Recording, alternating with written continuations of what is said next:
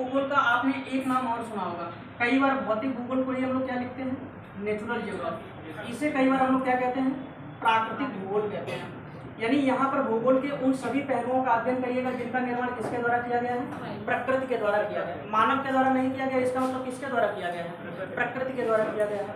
अब इसके टोटल आपके एग्जाम में 4 टॉपिक से क्वेश्चन आते हैं। पहले आपने क्या समझा कि भूगोल की 2 ब्रांचेज होंगी जहाँ से आपके एग्जाम में क्वेश्चन आएंगे। ए वाली ये हो गई और बी वाली अभी आपको आगे बताया जाएगा। लेकिन जो नेचुरल ज्योग्राफी है, फिजिकल ज्योग्राफी है, यहाँ पर भी केवल 4 ही ऐसे टॉपिक हैं जहाँ से आपके एग्जाम में क्वेश्चन पूछे जाएंगे। और वो 4 ब्रांचेस कौन बताएगा जो फिजिकल ज्योग्राफी की होगी और जहाँ से आपके एग्जाम में क्वेश्चन पूछा जाएगा। ये बताइए पीछे तक आवाज़ पहुँच रही है कि नहीं पहुँच रही? मुझे सर ने बताया काफ़ी कम लोग होंगे, वरना मैं अपना माइक ले लिया था। थोड़ा मैं धीमे बोलता हूँ, जैसे ऑनलाइन वाले और धीमे बोलते हैं। उनका क्या है कि मुँह के पास ही माइक लगा रहता है तो आराम अपना बता देते हैं। यहाँ पे थोड़ी ज़्यादा ताकत लग रही है और ज़्यादा ताकत लगाने से दिमाग थोड़ा कम काम करता है, ये भी है।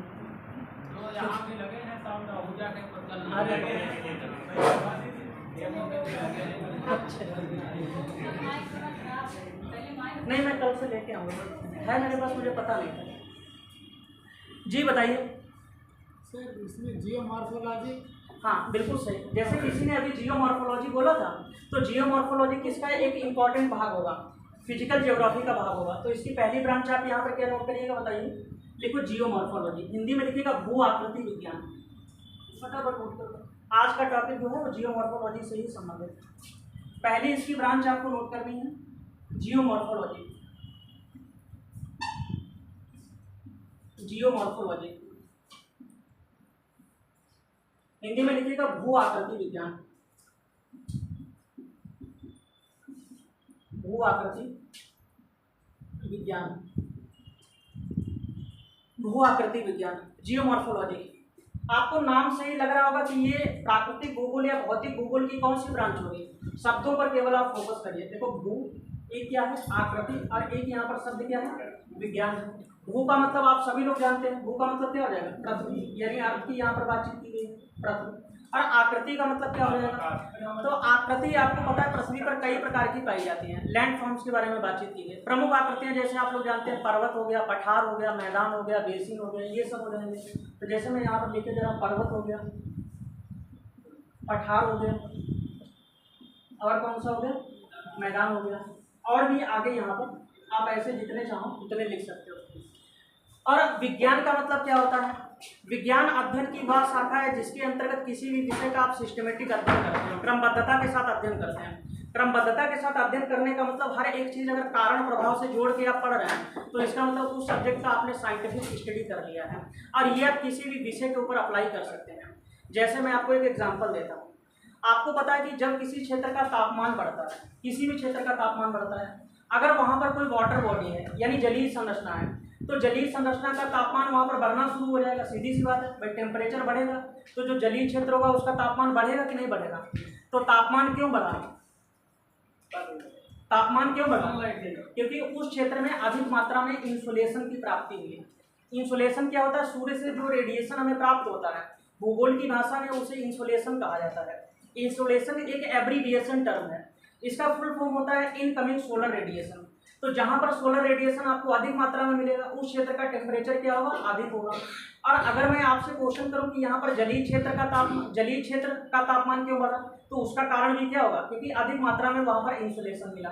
अब जब जलीय क्षेत्र का तापमान बढ़ेगा तब वहां पर वाष्पीकरण की प्रक्रिया आरंभ हो जाएगी।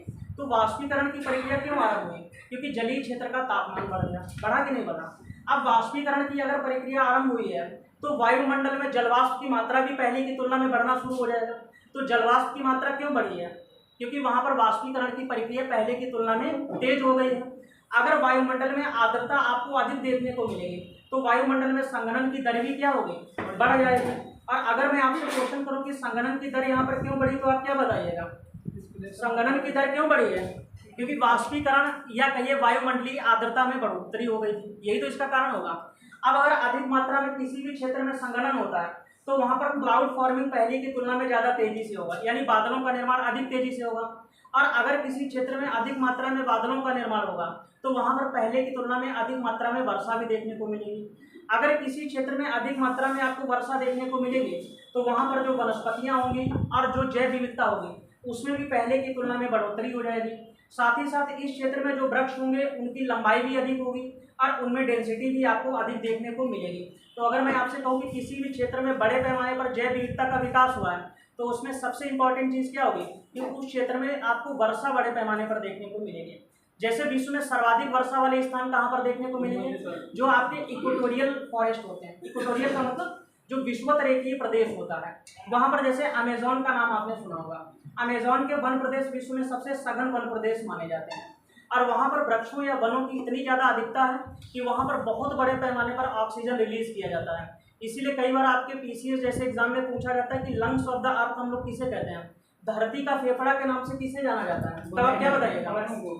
एक चीज़ मैं आपको और क्लियर कर दूँ, जैसे मैं ऑनलाइन वाला हूँ अपना, तो कैमरे के सामने चिल्लाना होता है तो बीच में कोई नाम हो ऐसे कुछ नहीं करता है, तो मैं बीच में ऐसे बोलते चला जाता हूँ, ये मेरी हैबिट में है। आप लोग बीच में इंटरप्ट मत करिएगा। ऐसा नहीं मैं कुछ भी बता रहा हूँ तो फिर मतलब बीच में हाथ खड़ा कर दिया। मैं आपको प्रॉपर टाइम दूंगा, जैसे मैंने 5 मिनट 10 मिनट कुछ भी एक्सप्लेन किया तो उसके बाद आपको टाइम दिया जाएगा, वरना रिदम जो होगा वो पूरा का पूरा टूट जाता है। मतलब जो भी चीज़ें मैंने सोच के रखी होंगी वो फिर इधर उधर हो जाएंगी, तो वो चीज़ सही नहीं है। ये चीज़ें आदतन होती हैं, ये आपको सही लगे गलत लगे कुछ भी, लेकिन मेरी आदत में यही है, तो बीच में मत रोकिएगा। तो मैंने आपको क्या बताया था, जैसे इक्वेटोरियल रेन फॉरेस्ट का सबसे बेस्ट एग्जाम्पल कौन सा हो जाएगा? अमेजोन रेन फॉरेस्ट हो जाएगा। अमेजोन रेन फॉरेस्ट में इतनी वनस्पति क्यों मिलती है? क्योंकि विषुवत रेखा वहीं से होकर गुजरती है और आपको पता है विषुवत रेखीय जो प्रदेश होता है वहाँ का औसत तापमान वर्ष भर अधिक रहता है, रहेगा कि नहीं? और तापमान से सारी चीज़ें आप घुमा दीजिए कि तापमान अधिक है इसलिए अधिक मात्रा में वाष्पीकरण होगा, इसलिए अधिक मात्रा में वहाँ पर क्या होगा? वायुमंडलीय आर्द्रता में वृद्धि होगी, इसीलिए अधिक मात्रा में वहाँ पर क्या होगा? संघनन होगा। अधिक मात्रा में संघनन का मतलब अधिक मात्रा में बादल, और अधिक मात्रा में बादल का मतलब अधिक मात्रा में वनस्पतियाँ देखने को मिलेंगी। तो हर एक चीज़ को आपने कैसे जोड़ा? कारण और प्रभाव के माध्यम से जोड़ दिया। जियोग्राफी में हर एक टॉपिक ऐसा है, मैंने कई टीचर्स को ऐसा देखा है कि जियोग्राफी में कुछ टॉपिक कहीं पर भी पढ़ाना शुरू कर देते हैं, ऐसा नहीं। जियोग्राफी में टॉपिक का एक क्रम निश्चित है और उस टॉपिक को वहीं पर एक्सप्लेन किया जा सकता है। अब मुझे नहीं पता कि मतलब यहाँ पर कौन सा सिस्टम चल रहा है, लेकिन वो मतलब फिक्स है। अगर एक के बाद बी टॉपिक आना चाहिए तो फिर वो बी ही टॉपिक आप पढ़िएगा तभी फिर समझ में आएगा। ए के बाद बी ही आ सकता है और बी के बाद यहाँ पर सी भी टॉपिक आ सकता है। अगर आपने क्रम आगे पीछे कर दिया तो जियोग्राफी के टॉपिक को समझना फिर बहुत ही कठिन हो जाएगा। एक चीज़ मैं आपको और बता दूँ, जियोग्राफी का यूपीएससी के लेवल पर एक नाम और चलता है, इसे हम लोग ऑब्जर्वेशनल साइंस के नाम से भी जानते हैं। यानी ज्योग्राफी एक ऐसा विषय जिसमें कुछ भी आपको याद नहीं करना, कुछ भी रटने की आवश्यकता नहीं। कई बार आपको लग रहा है वो ज्योग्राफी तो बहुत बोझी लग रहा है, कुछ बोझ ही रहे नहीं। आप पढ़िएगा अभी देखिएगा, कुछ इसमें याद नहीं करना है, एक शब्द भी आपको याद ही नहीं करना है। हर एक चीज़ आपके प्रेक्षण पर आधारित है, प्रेक्षण का मतलब ऑब्जर्वेशन पर आधारित है। तो ये कैसे आप ऑब्जर्व करके चीज़ों को देखिएगा उसे हम लोग समझने की कोशिश करते हैं। अगर पहली क्लास होती मतलब उस हिसाब से तब तो मैं आपको इंट्रो देता कायदे से। अभी मोटी मोटी चीज़ें आप समझ लीजिए। तो पहली ब्रांच आपने क्या बताई थी कि जियोमॉर्फोलॉजी हो जाएगा। हिंदी में क्या कहते हैं? भू आकृति विज्ञान कहते हैं। ये आप समझिए, भू का मतलब पृथ्वी, आकृति का मतलब पर्वत पठार और मैदान होता है, और विज्ञान का मतलब क्या है? सिस्टमेटिक हम लोगों को इनका अध्ययन करना है। अगर मैं आपसे क्वेश्चन करूँ कि बताइए जो आपका भू आकृति विज्ञान है या जियोमॉर्फोलॉजी है या भूगोल की कौन सी शाखा है, आपको सिस्टमेटिक चलना है और क्रम से पढ़ना है, ध्यान से देखिए। तब आप क्या बताइएगा कि जियोमॉर्फोलॉजी भूगोल की एक ऐसी शाखा है। किसका सिलेबस देख रहे हो? भूगोल की एक ऐसी शाखा है जिसके अंतर्गत हम लोग प्राकृतिक भूगोल या मानव हस्तक्षेप रहित भूगोल के जो भी आयाम होंगे उनका अध्ययन करेंगे। दूसरी चीज इसमें आप आपको क्या बताना है? इसके अंतर्गत पृथ्वी पर विद्यमान पर्वत, पठार तथा मैदान जैसी स्थलाकृतियों का क्रमबद्धता के साथ अध्ययन करते हैं या वैज्ञानिक अध्ययन करते हैं। और भूगोल की इसी शाखा को हम लोग नाम क्या देते हैं? इसे भू आकृति विज्ञान के नाम से जाना जाता है। और भू आकृति विज्ञान की शुरुआत आप लोग कहाँ से करते हैं? लेआउट से करते हैं, जो कि आप लोग कर चुके हैं क्योंकि अब तो आप बहुत आगे बढ़ चुके हैं। दूसरी जो इसकी इंपॉर्टेंट शाखा है, ये जो दूसरा नंबर मैंने डाला है यही भूगोल का कोर है। और आप समझिए कि 60% से ज़्यादा सिलेबस का भाग केवल यहीं से पूछा जाता है, यहीं से पूछा जाता है। इसे हम लोग कहते हैं क्लाइमेटोलॉजी। आप लोग नोट कर रहे हैं कि नहीं नोट कर रहे हैं? बताइए। क्लाइमेटोलॉजी, और हिंदी में इसे क्या लिखिएगा? जलवायु विज्ञान। जलवायु विज्ञान आप लिख लीजिए। कई बुक्स में इसे मौसम विज्ञान भी लिखा गया है, मौसम विज्ञान सही नहीं है। जलवायु विज्ञान की एक स्पेसिफिक ब्रांच है जिसे हम लोग कहते हैं मीटियोरोलॉजी या मौसम विज्ञान। मौसम आपको पता है जलवायु का ही एक सबसे महत्वपूर्ण घटक होता है, तो वो इसके अंतर्गत में शामिल हो जाएगा।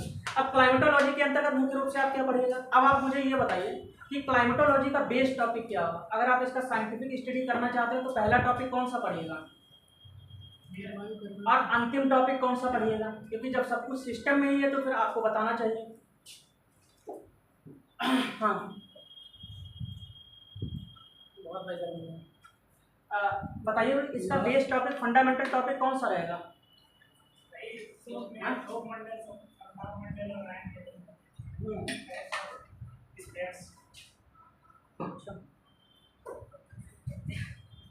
इसका बेस टॉपिक ऐसा है कि एक सप्ताह आपको बहुत डट के फिजिक्स पढ़नी पड़ेगी, और वो टॉपिक आपका है टेम्परेचर का।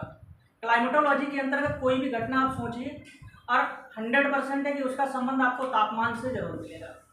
जैसे अभी मैंने वर्षा का एक आपको बताया था, या आपने संगणन का देखा था, या वायुमंडलीय आर्द्रता देखा था, सब किससे संबंधित है, तापमान से ही संबंधित है। इसी तरीके से आपको पता है जैसे आप लोग पवन पढ़िएगा तो पवन में भी मुख्य रोल किसका होता है, टेम्परेचर का ही होता है। भाई दो स्थानों में टेम्परेचर में वेरिएशन होता है, या उसे हम लोग टेम्परेचर ग्रेडियंट कहते हैं, और इसी वेरिएशन के चलते वहां पर वायु दाब में भी अंतर पैदा हो जाता है, और इसी वायु दाब में अंतर के चलते वहां पर पवनों का प्रभाव स्टार्ट हो जाता है। ऐसे तो होता है।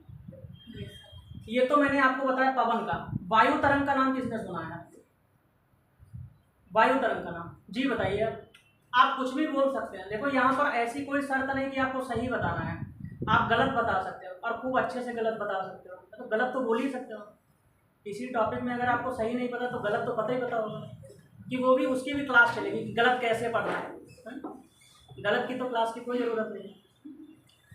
अरे नाम सुने हो कि नहीं आपने, वायु तरंग का नाम सुने कि नहीं सुने, वायु तरंग का नाम। हाँ अच्छा, आप मुझे पहले ये बताइए कि फिजिक्स में ऊष्मा संचरण की विधियां किसने पढ़ी हैं, उससे भी ये टॉपिक कनेक्ट होता है। देखो क्लाइमेटोलॉजी में पहले एक सप्ताह 10 दिन की क्लास केवल और केवल फिजिक्स की ही रहती है, उसमें यही सब आपको कंप्लीट करना होगा पहले। अच्छा मुझे ये बताइए कि पवन चलने की डायरेक्शन क्या होती है पृथ्वी पर, सघन से विरल की तरफ से होती है।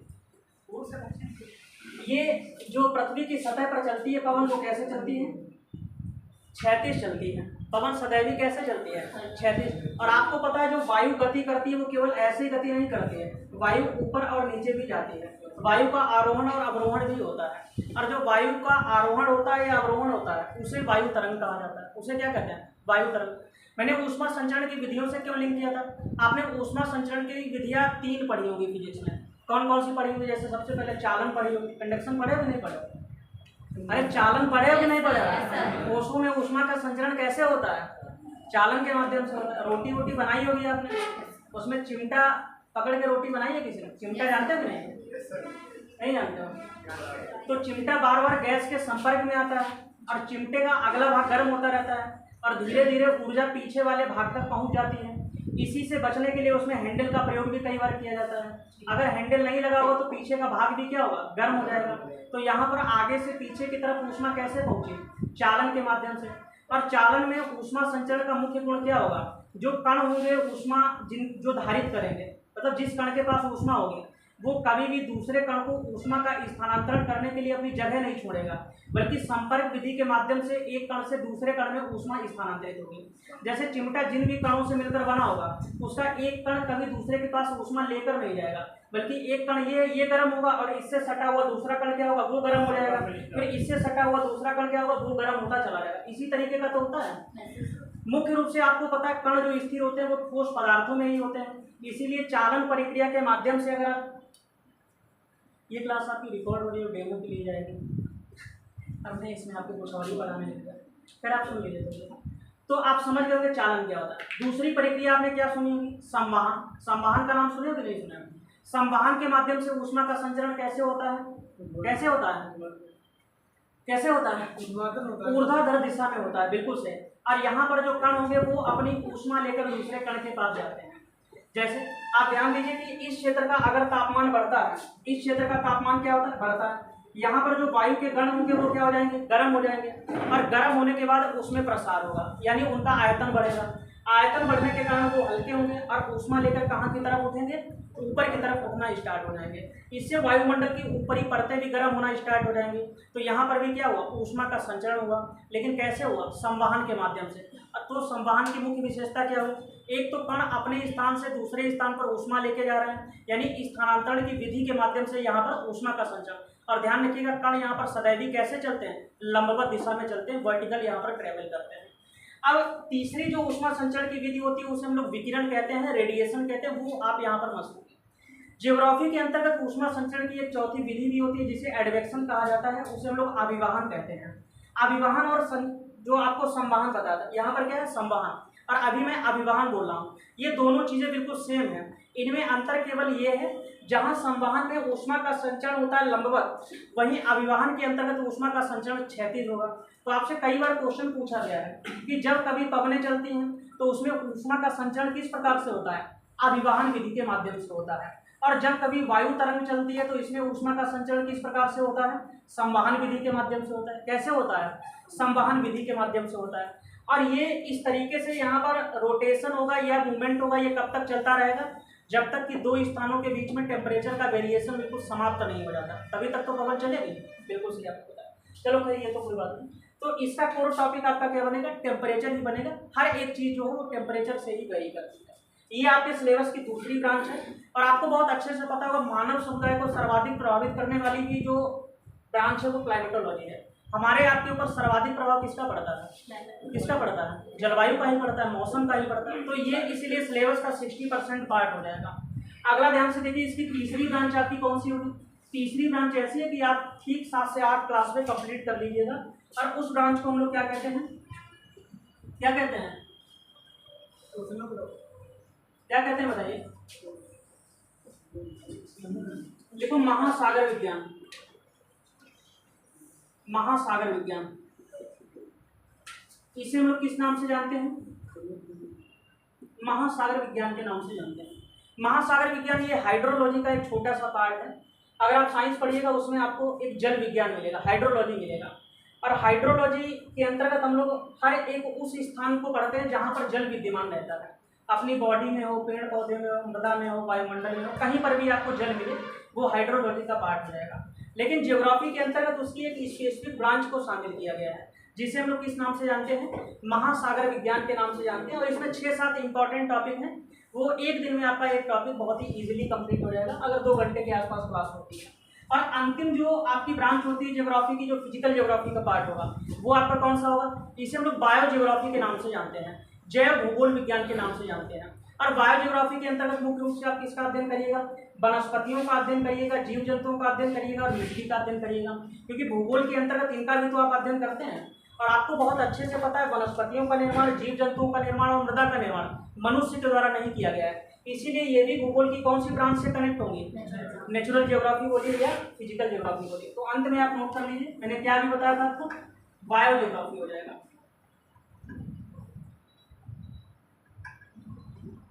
बायो ज्योग्राफी हिंदी में लिखिएगा जैव भूगोल विज्ञान, जैव भूगोल विज्ञान, जैव भूगोल विज्ञान है, इसे हम लोग बायो ज्योग्राफी के नाम से जानते हैं। जब आप ज्योग्राफी ऑप्शनल को पढ़िएगा तो वहाँ पर आपको स्पेसिफिक ब्रांच बायो ज्योग्राफी मिल जाएगी।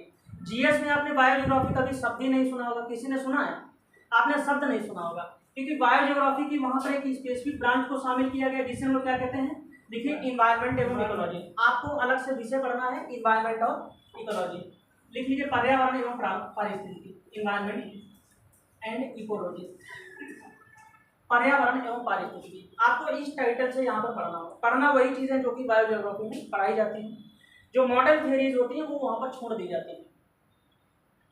टाइम एक बार हम लोग देखते हैं, 2:30। चलिए हाँ, अच्छा अभी आइडिया नहीं है कहाँ देखना है। तो ये 4 ब्रांचेस हैं। पहली ब्रांच आप हेडिंग लगाइए, और पहली ब्रांच आपकी कौन सी रहेगी, जियोमॉर्फोलॉजी रहेगी। अच्छा दूसरी ब्रांच यहाँ पर देखिए, वो आज हम लोग डिस्कस नहीं करेंगे। दूसरी ब्रांच को हम लोग क्या कहते हैं, ह्यूमन ज्योग्राफी। आप लोग समझ ही गए होंगे भाई, भूगोल की एक ब्रांच में ऐसी चीज़ों का अध्ययन करिए जिसका संबंध मनुष्य से नहीं है या जिसका निर्माण मनुष्य ने नहीं किया। और दूसरे के अंतर्गत उन सभी चीज़ों का अध्ययन करिए जो मनुष्य के द्वारा विकसित की गई है कि नहीं। तो दूसरा नोट कर लीजिए ह्यूमन ज्योग्राफी। और ऐसा कभी मत बोलिएगा कि भारत का भूगोल और विश्व का भूगोल हमें पढ़ना है, वो कोई भूगोल की ब्रांचेज नहीं होती हैं। आपको पता है भारत के संदर्भ में आप चाहो तो फिजिकल ज्योग्राफी को देख लो या विश्व के संदर्भ में देख लो, एक ब्रांच ये बनेगी। इसी तरीके से चाहे विश्व के संदर्भ में ह्यूमन ज्योग्राफी देखो या भारत का ह्यूमन ज्योग्राफी पढ़ लीजिए, तो ऐसे बोलना ज़्यादा उचित है बजाय इसके कि आप भारत और विश्व। वो तो एक क्षेत्र को स्पेसिफिक बना के हम लोग पढ़ लेते हैं, है कि नहीं ऐसे। चलिए अब आप पहली हेडिंग लगाइए और इसमें हम लोग स्टार्ट करते हैं। पहली हेडिंग आप लगाइए और जहाँ पर अभी आप खड़े हैं वहाँ तक का मैं वैसे आपको क्रम बताना चाह रहा था 5-10 मिनट में, लेकिन अब मुझे लग रहा है टॉपिक हम लोग स्टार्ट कर रहे हैं।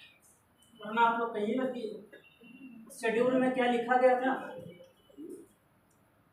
सर आप सिस्टमेटिक लेकर चलेंगे, नहीं तो पीछे वाले जितने भी टीचर हैं उनका कोई सीक्वेंस ही नहीं है। आपको नहीं, ये आपको बोलना नहीं है ऐसे। टीचर देखो सब बढ़िया होता है, सबका अपना सीक्वेंस की बात करना।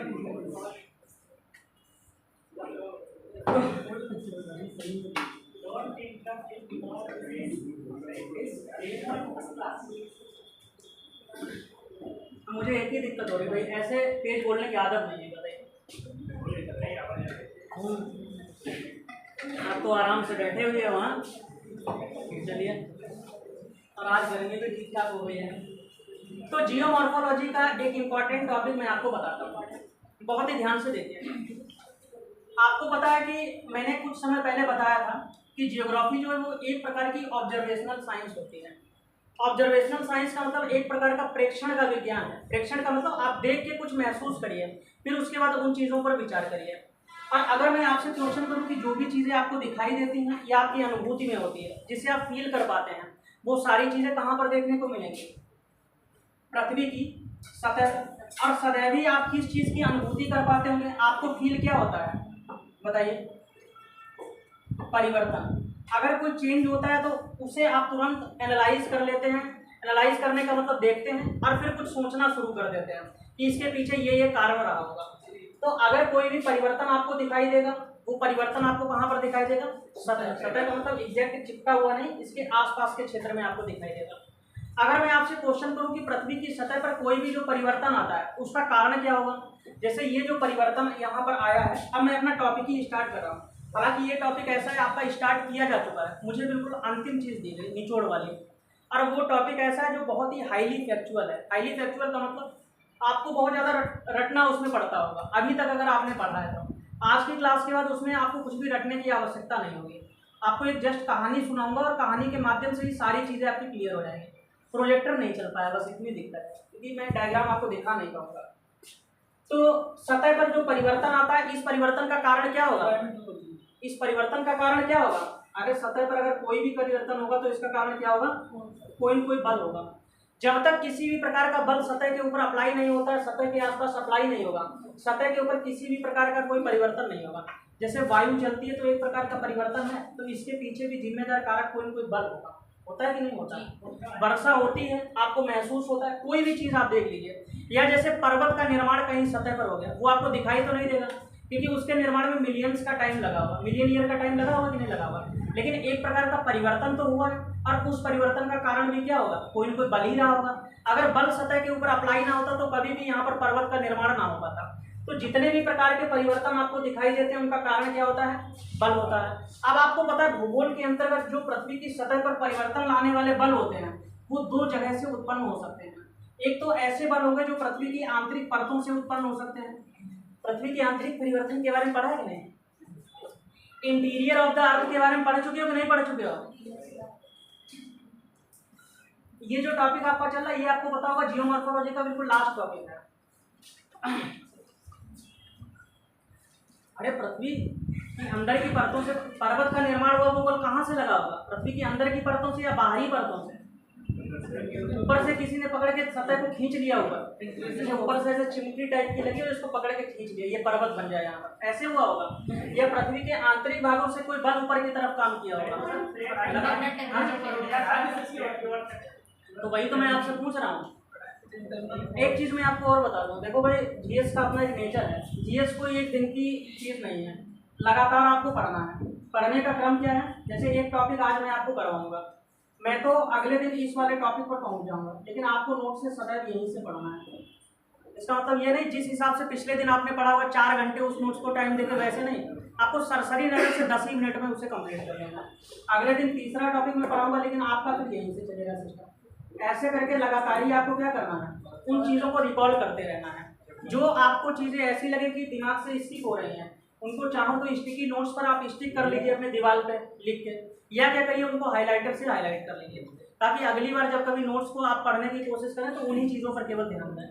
अगली बार पढ़ने में टाइम ही कितना लगेगा, आपको ऐसे ऐसे केवल करके देखना है। जो चीज़ 1 घंटे में पढ़ी होगी वो 10 मिनट में आपकी पढ़ जाएगी, लेकिन आपको देखना उसी तरीके से, वरना एग्जाम हॉल में फिर बहुत ही ज़्यादा आपको कन्फ्यूजन देखने को मिलेगा। एक चीज़ और है कि आप सभी लोग भाई यूपीएससी के छात्र हैं, ऐसा मत सोचिएगा कि 1 दिन 2 दिन या 6 महीने या 1 साल भी कम ही पड़ जाता है इस तैयारी के लिए। तो जैसे मैं जब इस तरीके की बातें करता हूँ, कई लोगों को लगता होगा कि ये क्या बार बार इधर उधर की बातें बताते हैं। पहली क्लास है इसलिए मैं तो अभी बोल दूंगा उसमें, लेकिन कोई मतलब नहीं है।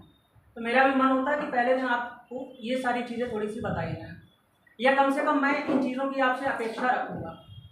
अभी ये तो कुछ नहीं, जैसे आप मुझे ज्योग्राफी में मैपिंग का कोई भी एक कॉन्टिनेंट या कोई स्टेट वहाँ का उठा के दीजिए, मैं सीक्वेंस से वहाँ की जो क्लाइमेटोलॉजिक फीचर होगा, फिजिकल फीचर होगा, ह्यूमन ज्योग्राफी के फीचर होंगे, एक कॉमा तक इधर उधर नहीं होगा। मैं पूरे वर्ल्ड का आपको बता सकता हूँ 1 घंटे में, पूरा वर्ल्ड का। लेकिन क्या ये चीज़ें मैंने रटी होंगी बैठ के? मतलब आपको लग रहा है ये मैंने रटी होंगी? ये रटना नहीं है, ये आपको टाइम टू टाइम देखना है लगातार। और ये तो आपको पता है कि रट के किसी भी चीज़ को तैयार नहीं किया जा सकता है, या तैयार भी कर लीजिएगा वो चीज़ बहुत ही टेम्परेरी रहेगी। टेम्परेरी का मतलब आज तैयार किया फिर 4 दिन बाद स्किप हो जाएगा दिमाग से, तो ऐसे आपको नहीं करना है, बार बार उन चीज़ों को देखना है। रिवीजन का एक बेस्ट तरीका ये होता है, कोई भी चीज़ आपके सामने आ जाए, जैसे आपके सामने बल ही आ गया, अब आप मन में रिकॉल करिए कि आज तक आपने बल के बारे में क्या क्या पढ़ा है। अगर उन चीज़ों को आप रिकॉल कर लेते हैं, ये सबसे बेस्ट तरीका होता है। जैसे मैंने मोड़दार पर्वतों के बारे में बातचीत की, अब आपका क्या है कि ऐसा नहीं आगे तुरंत बढ़ गए, थोड़ा सा रुको और देखो कि मोड़दार पर्वत विश्व में कहाँ कहाँ पर आपने देखे थे। सारे के सारे मोड़दार पर्वतों को एक ही साथ आप रिकॉल कर डालिए, और अगर याद नहीं आ रहा तो नोट्स को पलट के वहीं पर देख लीजिए। अगर वहीं पर आप देखते हैं तो ऐसी चीज़ आपके दिमाग में बिल्कुल परमानेंट हो जाएगी, वो चीज़ आप नहीं भूलिएगा। क्या समझ आया? किसी भी स्तर पर आलस नहीं करना, ठीक है? तो मैं आपको ये बता रहा था कि परिवर्तन जो होता है उसका कारण बल होता है, और ये बल कहाँ से उत्पन्न हो सकता है? पृथ्वी की आंतरिक परतों से उत्पन्न हो सकता है। और ऐसे बल जो पृथ्वी की आंतरिक परतों से उत्पन्न होते हैं, इस प्रकार के बलों को हम लोग क्या कहते हैं? क्या कहते हैं बताइए? अरे बताओ ना। एंडोजेनेटिक फोर्स कहा जाता है इसे हम लोग किस नाम से जानते हैं? अंतर्जात बल के माध्यम से जानते हैं। अंतर्जात बल, अंतर्जात बल के माध्यम से मुख्य रूप से क्या होता है? जो नए स्थल स्वरूप होते हैं उनका निर्माण होता है। नए स्थल स्वरूप का मतलब आप समझ गए? जितनी भी नई स्थलाकृतियां होती हैं, जैसे पर्वत का निर्माण, पठार का निर्माण, या मैदान का निर्माण, या जो आपका बेसिन होगा उसका निर्माण, इन सब का निर्माण कैसे होता है? अंतर्जात बलों के माध्यम से भी होता है। अंतर्जात बल भी आपको पता 2 प्रकार के होते हैं, वो आपने पढ़ा होगा। पृथ्वी की सतह पर परिवर्तन का जो दूसरा बल पैदा होता है वो आपका हो सकता है बाहरी परतों से, जैसे अंदर की परत। एक बेसिक सा क्वेश्चन बताइए, बिल्कुल हवलदारों वाला। हवलदार का मतलब बहुत नीचे लेवल के एग्जाम वाला, कि पृथ्वी की आंतरिक भागों को कितने भागों में बांटा गया है? बहुत, मतलब पूरे क्लास की इज्जत जो है दांव पर लगी हुई है, ये समझ लो। अगर ये भी नहीं बता पाए तो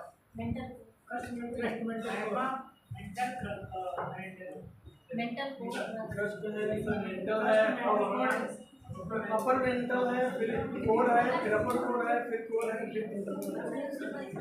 ये तो वही हुआ, हम आपके घर का पता पूछे फिर हमारा फर्स्ट फ्लोर इस वाली रोड पे, सेकंड फ्लोर उस वाली रोड पे। अपर मेंटल लोअर मेंटल का मतलब है वो एक ही पढ़ा था बेसिकली। तो सर 3 एंड फिर बाइफर्केशन है उसके बाद, या अपर मेंटल लोअर मेंटल। तो आपको पता है जो प्लेट टेक्टोनिक थ्योरी आई है, उसके बाद प्लेटों का जो ये वाला विभाजन है वो रिजेक्ट हो गया है। आज की डेट में जब प्लेट की आप नई संकल्पना पढ़िएगा तो ये आपको देखने को नहीं मिलेगा। ये एडवर्ड स्विस की पुरानी संकल्पना पर आधारित है, जिसे आप कहते हैं, क्या कहते हैं? सियाल सीमा निफे या क्रस्ट मेंटल और कोर। ये आज की डेट में नहीं चलता, क्योंकि अब प्लेट विवर्तन के सिद्धांत के अनुसार पृथ्वी का इंटीरियर जो है वो अलग हिसाब से डिफाइन किया गया है। प्लेट व्लेट पढ़े अपने, या वही अपने घर वाली प्लेट पढ़ के आए? प्लेट क्या होता है? अरे जिसमें खाना खाया जाता है, क्या होता है प्लेट? देखो ये तो आपको बताना ही पड़ेगा, कैसे काम चल पाएगा। 7 बड़ी प्लेट है और 20 छोटी प्लेट है। मैं आपसे पूछ रहा हूँ कि पूरब किधर है, आप कहते हो कि पूरब उसे कहते हैं, और पूरब को डिफाइन कर रहे हैं। आपसे ये पूछा गया है कि प्लेट क्या होता है, ना कि प्लेट कितने प्रकार की होती है। सर जो भूप्रकृति मेंटल पर तैर रही है उसे प्लेट कहते हैं, अलग अलग। सही बताया इन्होंने। पृथ्वी के आंतरिक संरचनाओं को जो पहली बात तो बांटा जाता है वो प्लेट जो है वो कभी मेंटल के ऊपर नहीं तैरती है, ये ध्यान रखिएगा। जो प्लेट तैरती है वो दुर्बल मंडल के ऊपर तैरती है। प्लेट जो होती है वो एस्थेनोस्फीयर के ऊपर तैरती है, उसी के ऊपर फ्लोट करती है। इसका मतलब है प्लेट का आइडिया है नहीं, अब क्या ही किया जाए, खैर कोई बात नहीं। तो जो वर्तमान आधुनिक संकल्पना है उसके अनुसार पृथ्वी के इंटीरियर को जो भागों में बांटा गया उसमें सबसे ऊपर वाला भाग होता है उसे लिथोस्फीयर कहा जाता है, स्थल मंडल कहते हैं। और स्थल मंडल के बृहद खंड को ही हम लोग प्लेट कहते हैं। प्लेट क्या होता है? जो स्थल मंडल के बृहद खंड होता है उन्हें तो प्लेट कहा जाता है। अब स्थल मंडल के नीचे जाइएगा तब आपको दुर्बल मंडल मिलेगा, इसे हम लोग कहते हैं एस्थेनोस्फीयर। और प्लेट सदैव आपने पढ़ा होगा दुर्बल मंडल के ऊपर ही तैरती है। दुर्बल मंडल के जब नीचे की तरफ जाइएगा तब आपको मिलेगा मीजोस्फीयर, इसे मध्य मंडल कहा जाता है। ये मेंटल का लोअर पार्ट होता है। और सबसे आंतरिक जो भाग होता है इसे हम लोग आंतरिक मंडल या इंग्लिश में बेरिस्फीयर कहते हैं। तो प्लेट विवर्तन के सिद्धांत के अनुसार पृथ्वी का इंटीरियर के 4 भाग हैं। कौन कौन से 4 भाग हुए? हाँ, सबसे पहला वाला कौन सा था? लिथोस्फीयर। फिर कौन सा था? एस्थेनोस्फीयर। फिर कौन सा था? मीजोस्फीयर। और फिर कौन सा होगा? बेरिस्फीयर हो जाएगा। ये ध्यान रखिएगा। तो इन परतों से बल पैदा होता है, वो आपने पढ़ लिया होगा पूरा। अब देखो पृथ्वी की सतह पर परिवर्तन लाने वाले जो दूसरे बल होते हैं वो कहाँ से पैदा होते हैं? वो पैदा होते हैं वायुमंडलीय परतों से। कहाँ से पैदा होते हैं? वायुमंडलीय परतों से। वायुमंडल की परतें तो आपको पता ही होगी कि ये भी बताना होगा, पता तो आपको सब कुछ है। वायुमंडलीय परतों से पैदा होता है। वायुमंडलीय परतों से जो बल पैदा होता है, इस प्रकार के बल को हम लोग क्या कहते हैं? अरे इसका उल्टा करके बोलिए, अंतर्जात बल तो उसे क्या कहिएगा? बहिर्जात बल कहिएगा, एक्सोजेनेटिक फोर्स कहिएगा। बिल्कुल सही बताया। इस प्रकार के बलों को हम लोग क्या कहते हैं? एक्सोजेनेटिक फोर्स कहा जाता है, या इसे बहिर्जनित भूसंचलन के नाम से भी जाना जाता है। बहिर्जनित भूसंचलन जब कभी होता है तो इसके अंतर्गत एक प्रक्रिया घटित होती है, और इस प्रक्रिया को ही हम लोग क्या कहते हैं? डेनुडेशन कहते हैं। और मैं उम्मीद कर रहा हूँ कि डेनुडेशन के बारे में आपने डिटेल से पढ़ लिया होगा, क्योंकि अभी का जो टॉपिक है वो डेनुडेशन पर ही आधारित है, यानी अनाच्छादन पर आधारित है। जब कभी वायुमंडलीय प्रक्रियाएं पृथ्वी की सतह पर काम करना शुरू करती हैं तो इससे कौन सी प्रक्रिया आरंभ हो जाती है? अब आप नोट करना शुरू करो। नोट कर रहे हो कि नहीं नोट कर रहे हो? या मूवी देख रहे हो बेटे? हाँ, कि गुरुजी तो चिल्ला ही रहे हैं इनका, और उधर लिख ही दिया कि PDF वाला डाल ही देंगे, तो फिर उसमें दिक्कत ही क्या है? आपके अपने नोट्स जो हैं वही काम आएंगे यार, समझ लीजिए। ये PDF और ये सब देने की क्या ज़रूरत है? वो तो अंधाधुंध इधर उधर घूम ही रही है, कहीं से डाउनलोड कर लीजिए और किताब ले लीजिए, 200-300 की, आपको उसमें सब लिखा हुआ मिल ही जाएगा। तो क्लास की ज़रूरत ही क्या है? नोट करिए आप ये लोग। एक्सोजेनेटिक फोर्स या बहिर्जनित भूसंचलन कब होता है? एक्सोजेनेटिक फोर्स कब ये आपको दिखाई देगा? भाई पृथ्वी की सतह पर बाह्य परतों से परिवर्तन कब आपको दिखाई देगा? और फोर्स कैसे अप्लाई होगा? जब कभी मौसम में परिवर्तन होगा। अभी तो बताया था भाई, वायुमंडलीय परतों से बल कब उत्पन्न होगा? जब कभी मौसम में परिवर्तन होगा। आप समझिए कि यहाँ पर एक तरीके का मौसम बना हुआ है, उसमें किसी भी प्रकार का कोई परिवर्तन नहीं हो रहा है, तो क्या पृथ्वी की सतह पर किसी भी प्रकार का बल आपको महसूस होगा? कोई बल नहीं महसूस होगा। तो देखो एक्सोजेनेटिक फोर्स कब लगता है? जब कभी क्या लिखिएगा? हाँ लिखो, मौसम चेंज इन वेदर लिखिएगा अगर इंग्लिश में, मौसम में परिवर्तन होता है। और जब कभी मौसम में परिवर्तन होता है तो इससे एक प्रोसीजर स्टार्ट होती है, जिसे हम लोग यहाँ पर किस नाम से जानते हैं? क्या भी नाम लिया गया था भाई? कम से कम शब्द तो आप लोग बताते हैं। इसे यहाँ पर क्या कहा जाता है? इसे डेनुडेशन कहा जाता है, अनाच्छादन कहा जाता है।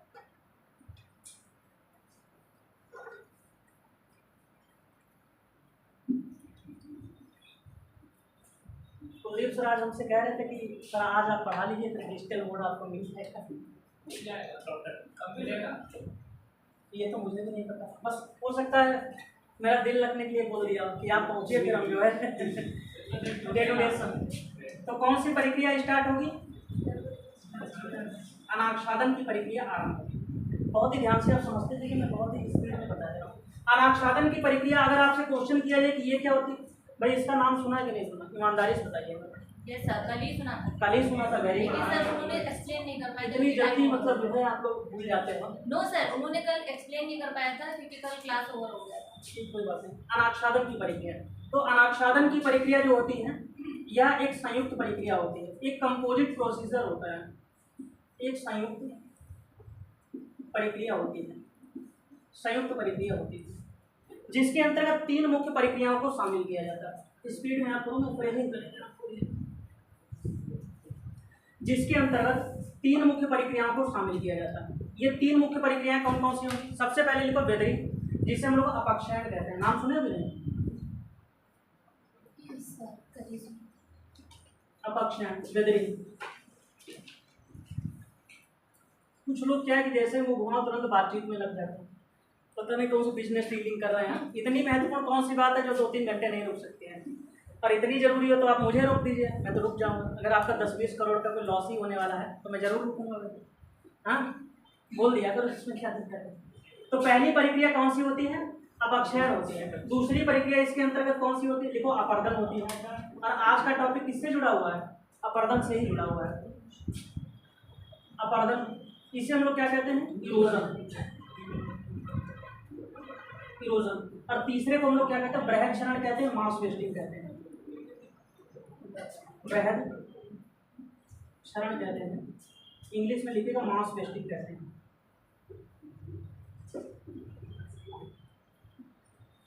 मास वेस्टिंग कहते हैं। मास वेस्टिंग मैं आपको नहीं पढ़ाऊंगा, अपक्षयण भी नहीं पढ़ाऊंगा क्योंकि ये मेरे टॉपिक है नहीं, कुछ अलग बताना है। बृहद क्षरण अगर आपको पढ़ना हो, ये सब हो सकता है आपने ना सुना हो, तो आपने ये सुना होगा लैंड स्लाइडिंग के बारे में किसी ने सुना है? जी। सुना है। और लैंड स्लाइडिंग का मुख्य कारण क्या होता है? लैंड स्लाइडिंग वेदरिंग के कारण होती है, इरोजन के कारण होती है, मास वेस्टिंग के कारण, मास वेस्टिंग के कारण होती है। अब पढ़ लीजिए। अगला आप टॉपिक लगाइए अपर्दन। अपर्दन ही मुझे पढ़ाना है। अपर्दन आप टॉपिक लगा लीजिए फटाफट। अपर्दन, सबसे पहली चीज, अपक्षयण कब होता है मैं आपको संक्षेप में बताता हूँ। जब कभी मौसम में परिवर्तन होता है तब अपक्षयण की घटना होती है। और अपक्षयण की घटना अगर पृथ्वी की किसी सतह पर होगी तो वहां पर जो चट्टानी संरचना होती है वो धीरे धीरे असंगठित हो जाती है। असंगठित होने का मतलब डिकम्पोजिट हो जाती है। उसके जो कण होंगे वो कमजोर पड़ जाएंगे, उनके बीच में जो बॉन्डिंग होगी वो टूटना शुरू हो जाएगी। जैसे कहीं पर आप देखिए भूमि है, उसके ऊपर आप वर्षा करवाना शुरू कर दीजिए तो वहां पर जो संरचना होगी वो असंगठित होगी कि नहीं होगी? आप बातचीत क्यों कर रहे हैं? मैं बातचीत ना करो। देखो, यूपीएससी के छात्र हो सभी लोग, और टोकना पड़े तो फिर आपके लिए बहुत बुरी बात है, मेरे लिए कुछ नहीं, हम तो टोक ही देंगे। हाँ, मैं क्या बता रहा? तो टोकना ना पड़े, ये आप समझ लीजिए। अपनी इज्जत जो है अपने हाथ है। बड़े लोगों को, छोटे बच्चों को समझाया जाता है, आप लोगों को समझाना पड़ेगा, फिर सही नहीं है। ठीक है, कोई बातचीत नहीं करेगा, और बातचीत करिएगा वो टाइम ही खराब होता है, उसका कोई रिजल्ट नहीं। तो पहली चीज मैं आपको क्या बता रहा था? अपक्षयण यानी वेदरिंग। नाम से ही लग रहा होगा, वेदरिंग का मतलब जब वेदर में, मौसम में कुछ परिवर्तन होता है।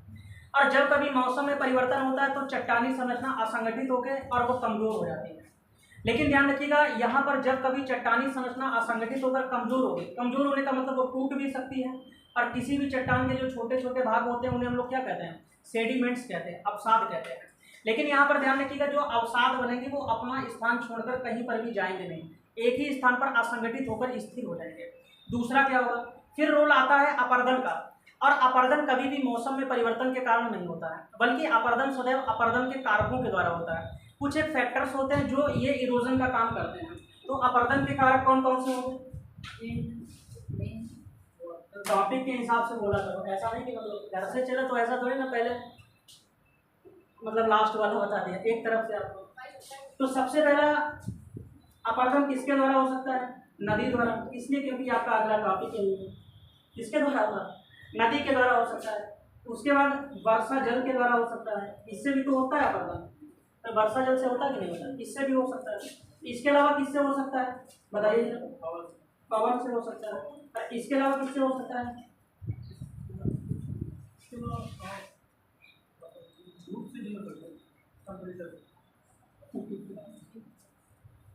सागरीय तरंग से होगा, क्योंकि ये 3 टॉपिक जल वाले जो हैं वो आपका यहाँ पर कनेक्ट हो जाएगा और वो एक ही शीर्षक के अंतर्गत हम लोग पढ़ेंगे।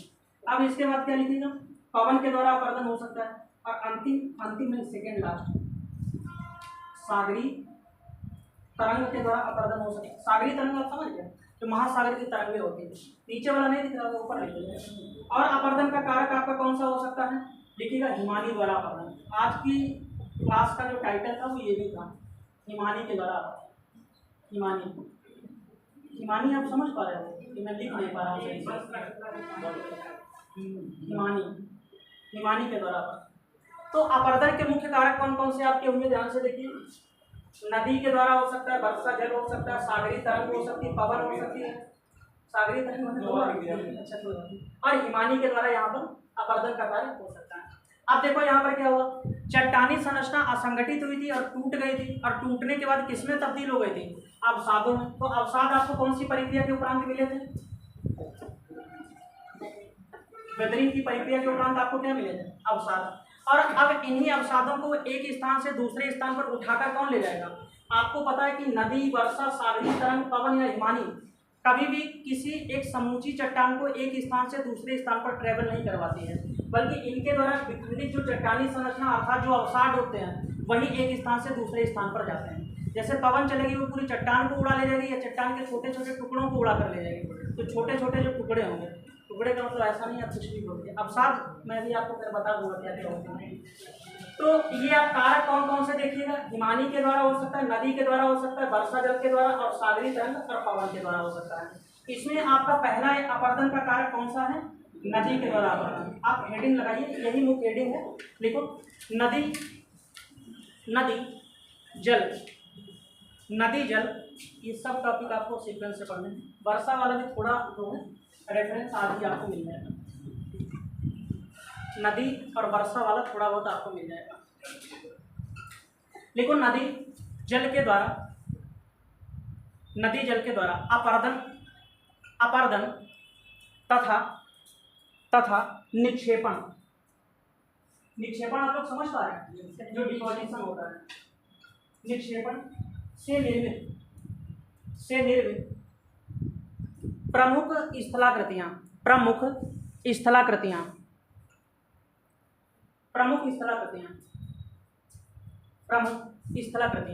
ठीक है।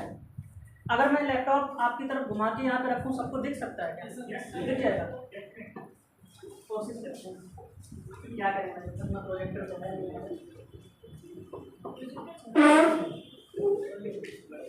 प्रोजेक्टर चलता है लेकिन वो मौके पर नहीं चलता है।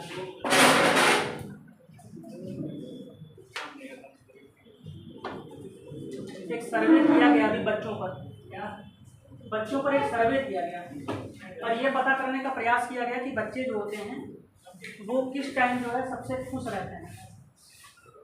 तो पता चला कि भाई जब उनकी छुट्टी हो जाती है तब वो सबसे ज़्यादा खुश होते हैं। निष्कर्ष निकल के ये है कि स्वतंत्रता जो है वो सभी को बहुत ज़्यादा प्रिय है। जैसे आपको जरा सी भी छूट मिलती है तो बातचीत में हम व्यस्त हो जाते हैं, लेकिन भाई मेरे बारे में भी सोच लीजिए, स्वतंत्रता मुझे भी प्रिय है, लेकिन अब क्या ही क्या, ये दिख रहा है क्या?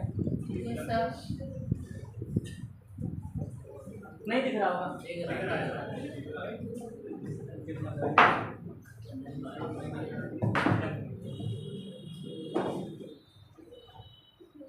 अभी कुछ फर्क पड़ा क्या? नहीं फर्क पड़ा, दिख रहा है सर। मुझे पता नहीं। तो मैं आपको क्या बता रहा था, नदी के अपरदन के दौरान। अब देखो नदी का उद्गम सामान्यतः कहाँ से होता है बताइए? कहाँ से हो सकता है? सामान्यतः पूछा गया तो आप बताइएगा, सामान्यतः जो है हिमानी से हो सकता है। सामान्यतः कहाँ से हो सकता है बताइएगा? हिमानी से हो सकता है। इसके अलावा भी हो सकता है, जैसे आपको पता है कि प्रायद्वीपीय भारत की प्रमुख नदियाँ हैं वो हिमानी के क्षेत्र से नहीं आती हैं, बल्कि उस क्षेत्र में जो संचित जल होता है दरारों के माध्यम से, उन्हीं संचित जलों के माध्यम से जल धीरे धीरे रिसता रहता है और वो नदियाँ आपकी काम करती रहती हैं। इसी तरीके से कुछ ऐसी नदियाँ आपको देखने को मिलेंगी जो कि नदियाँ पूरी तरीके से वर्षा पर ही आधारित होती है। वर्षा पर आधारित होने का मतलब क्या हो जाएगा, नदियाँ साल भर सूखी रहेंगी, लेकिन जैसे वर्षा का जल वहाँ पर आपको देखने को मिलेगा तुरंत ही वहाँ पर क्या होगा बताइए, नदी बहना प्रारंभ हो जाएगी। जैसे राजस्थान के रेगिस्तान में कई ऐसी नदियाँ हैं जो कि किस प्रकार का उदाहरण है, बरसाती नदियों का उदाहरण है। बरसाती नदियाँ मैक्सिमम ऐसी नदियाँ होती हैं जो कि इनलैंड टाइप की होती है। इनलैंड का मतलब क्या है, वे नदियाँ निकल के मतलब वहाँ से उत्पन्न होंगी और वहीं पे जाके कहीं समाप्त हो जाएंगी। ऐसा नहीं कि किसी सागर महासागर खाड़ी वगैरह में जाकर गिर रही होगी। तो इनके ऊपर हम लोग बातचीत करेंगे। सबसे पहले हम लोग नदियों से स्टार्ट करते हैं और देखना शुरू करते हैं इसके बारे में। नदी का डायग्राम आप बिल्कुल अपने पेज के ऊपर वाले कोने से बनाइएगा और पेपर को बिल्कुल ऐसे लैंडस्केप कर लीजिएगा। लैंडस्केप का मतलब बेड़ा बेड़ा कर लीजिएगा, ताकि एक ही में पूरा डायग्राम आ जाए। मुझे तो दिखेगा नहीं, आप लोगों को उसमें क्लियर दिख जाएगा। दिख रहा है सबको फोटो उधर?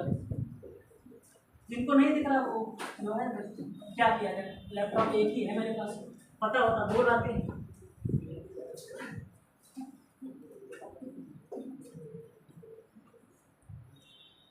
एक लोग हमें सलाह दे रहे थे कि गुरुजी पिकअप लेके आ जाएंगे, हमें रखी से हमने डिजिटल बोर्ड लाद ले चलो। हाँ ये बढ़िया रहता आप लोगों के लिए,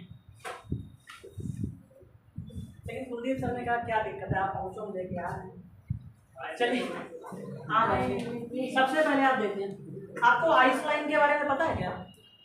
आइस लाइन हिम रेखा पर्वतों पर होती है।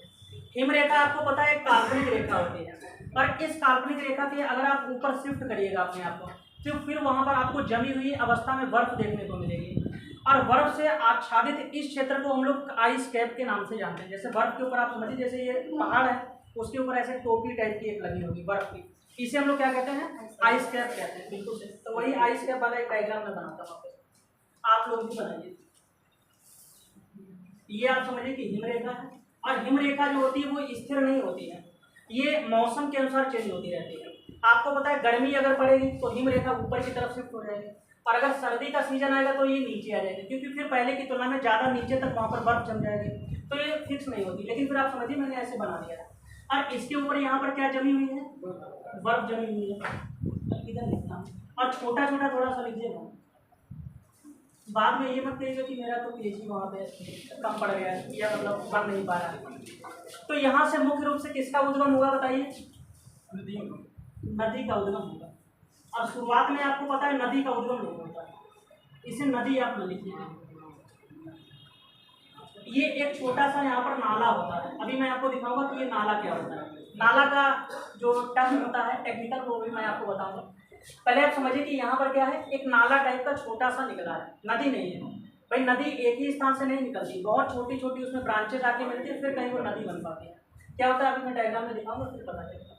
इसी तरीके से आप एक दूसरा स्थान देखिए। अच्छा इससे पहले ये मतलब कैचमेंट एरिया के बारे में किसी ने सुना है? जल संभरण क्षेत्र नदी का कैचमेंट एरिया। कोई भी नदी जिन जिन क्षेत्रों से अपना जल उठाती है उन सभी क्षेत्रों को एक साथ मिलाकर हम लोग नदी का कैचमेंट एरिया कहते हैं, जल संभरण का क्षेत्र कहते हैं।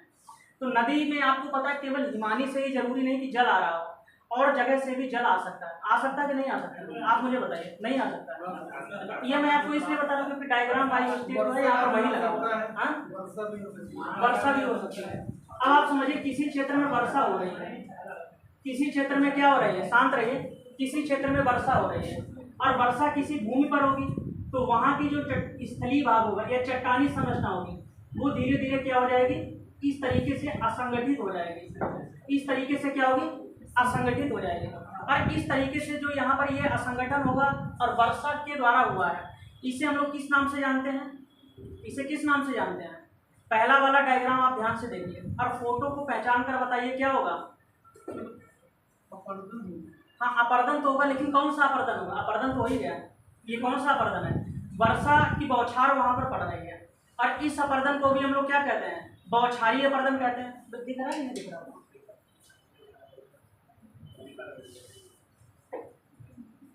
क्या किया जाए, ऐसे ही आप लोग। तो पहले यहाँ पर क्या हुआ, ध्यान से देखिए, वर्षा की बौछार से एक अपर्दन हुआ है, और इसे हम लोग क्या कहते हैं, बौछारी अपर्दन कहते हैं, या इसे स्प्लैश इरोजन के नाम से जाना जाता है। स्प्लैश इरोजन कहा जाता है। पहले डायग्राम में आपको दिख रहा है, जैसे चट्टानी संरचना आप देख रहे होंगे यहाँ पर कैसी है, वो एकदम से उसमें बूंद बूंद टाइप की बन रही है और मिट्टी जो है हल्की सी उखड़ती हुई दिखाई दे रही है। दिख रहा है आप सबको? देखो ज्योग्राफी में भाई क्या है कि ये सब चीज़ें तो थोड़ा सा जरूरी है। कोई बात नहीं, आप ऐसे क्या किया जाए उसमें। दूसरा यहाँ पर ध्यान से देखिए, अब अगर यहाँ पर फिर से वर्षा इस तरीके से रुकी नहीं है तो ये जो यहाँ पर छोटे छोटे असंगठित मिट्टी के कण होंगे ये धीरे धीरे यहाँ पर बहना शुरू हो जाएंगे, मतलब असंगठित होकर आगे की तरफ बढ़ना शुरू हो जाएंगे। और इस वाले अपरदन को हम लोग किस नाम से जानते हैं? इस वाले अपरदन को हम लोग किस नाम से जानते हैं? देखिए भाई ध्यान से,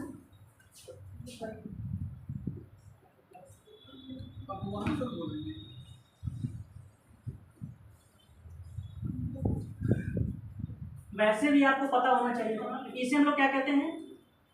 सीट एरोजन कहते हैं, परत अपरदन कहते हैं। पहले मुझे ये बताइए, RO 2023 का पेपर किसने दिया है? क्या किसी ने दिया है? क्वेश्चन भूल गए? क्या पूछा गया था? 4 प्रकार के अपरदन दिए गए थे और कहा गया था कि इन्हें अधिक क्षति पहुंचाने के क्रम में कम से अधिक की तरफ व्यवस्थित कर दीजिए। आया था कि नहीं आया था? और उसमें अपरदन के 4 टाइप दिए गए थे। तो पहले पर उसमें आपको क्या करना था, नंबर 1 पे क्या अरेंज होगा? स्प्लैश हो जाएगा या बौछारी अपरदन। दूसरे पर क्या होगा? परत अपरदन या सीट अपरदन हो जाएगा। तीसरे नंबर पर यहाँ पर क्या होगा? ये जो यहाँ पर पूरी जो सीट ऊपर से निकल गई थी और लगातार अभी वर्षा यहाँ पर काम करती रहती है तो धीरे धीरे यहाँ पर क्या होगा, आप देखिएगा पतली पतली वहाँ पर नाली टाइप की बनना शुरू हो जाएगी। नाली टाइप की बन जाती है कि नहीं? और उन नालियों से वहाँ पर जल बहना स्टार्ट हो जाता है। इस प्रकार के अपरदन को हम लोग क्या कहते हैं? क्या कहते हैं बताइए? इसे रिल इरोजन कहा जाता है, इसे नलिका अपरदन कहते हैं। वो क्या कहते हैं? नलिका अपरदन के नाम से जानते हैं। क्या कहा जाएगा बताइए? नलिका अपरदन के नाम से जानते हैं। अगर अब भी यहाँ पर चट्टानी संरचना असंगठित होकर और वर्षा का प्रभाव लगातार जारी रहता है तो पहले जो पतली पतली नालियाँ थी वो बहुत चौड़ी चौड़ी नालियाँ हो जाएंगी। ऐसी चौड़ी चौड़ी नालियाँ आपने कहीं पर देखी हैं क्या? बिल्कुल देखी होंगी। जैसे कभी आपने बीहड़ भूमि देखा होगा और बीहड़ भूमि के अंतर्गत टीलों के बीच में आपने देखा होगा बहुत लंबी लंबी और बड़ी बड़ी नालियाँ टाइप की बनी। नाली का मतलब जैसे डाकू वाली मूवी देखिएगा वो उस टाइप की नाली आप जैसे देखते हैं ना।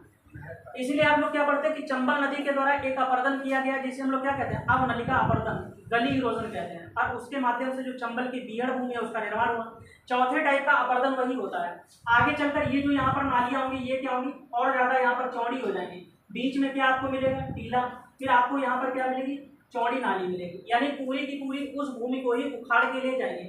ऐसी भूमि को ज्योग्राफी के अंतर्गत रवाइन कहते हैं और हिंदी में इसे उत्खात भूमि के नाम से जाना जाता है। ये सब आप मिट्टी वाले टॉपिक में पढ़िएगा। इसे हम लोग यहाँ पर क्या कहते हैं बताइए? क्या कहा जाता है? गली इरोजन कहा जाता है।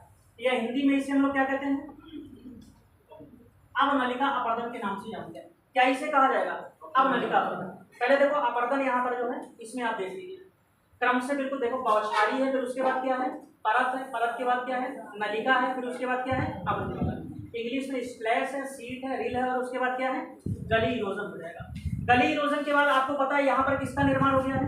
आप समझिए कि देखो एक यहाँ पर खाड़ी टाइप की संरचना निर्मित हो गई है। आप समझिए कि इस क्षेत्र में पर्याप्त मात्रा में जल की भी उपलब्धता थी तो इसके अंतर्गत क्या बहना स्टार्ट हो जाएगा? क्या बहना स्टार्ट हो जाएगा? जल बहना स्टार्ट हो जाएगा। और आपको बहुत अच्छे से पता है कि इसी तरीके की एक ब्रांच कहाँ से निकल के आ रही है? इस तरफ से निकल के आ रही है। आ रही कि नहीं आ रही बताइए? इस तरीके से 2 नदियां यहाँ पर आपस में मिल गई।